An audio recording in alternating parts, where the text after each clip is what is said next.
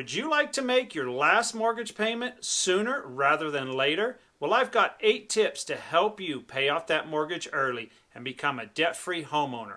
Let's get to it right now.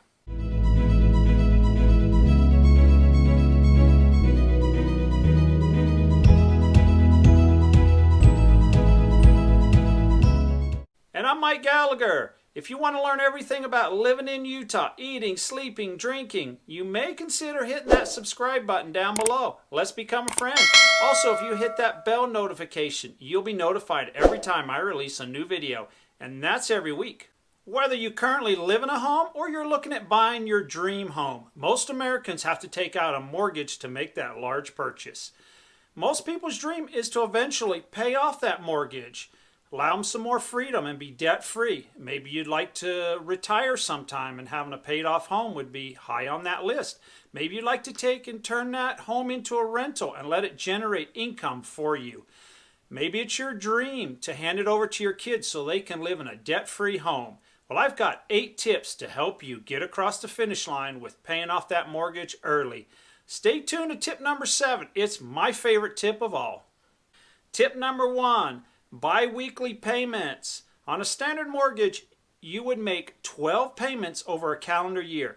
By paying bi-weekly or every 2 weeks, you'll make a total of 26 payments, which is equal to 13 monthly payments. That one extra payment will help you chop off a few years from your mortgage.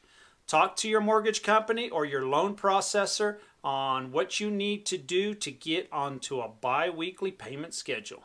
Tip number 2, make extra payments to the principal. Maybe you're not comfortable with the bi-weekly mortgage option. Well, sometimes at work you might get bonuses once, twice a year. Maybe you've got some stock options coming in. Maybe you got some mutual fund distributions coming in. You can take that money and make a payment throughout the year to the principal portion of your loan.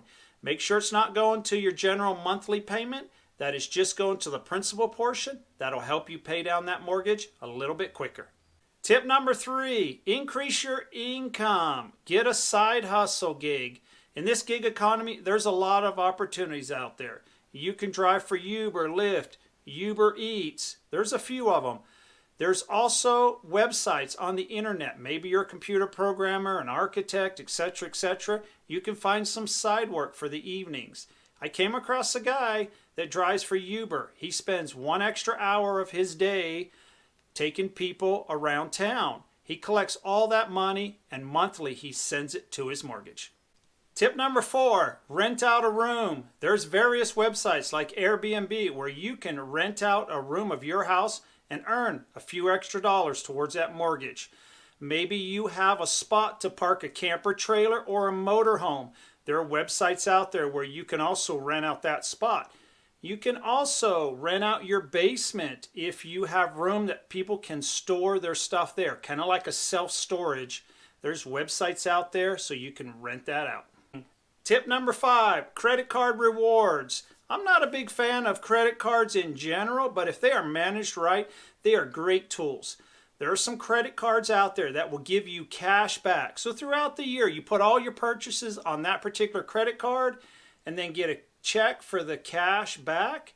Put that money towards your mortgage and that will help reduce the principal. Tip number 6, reduce your expenses. I really love this tip.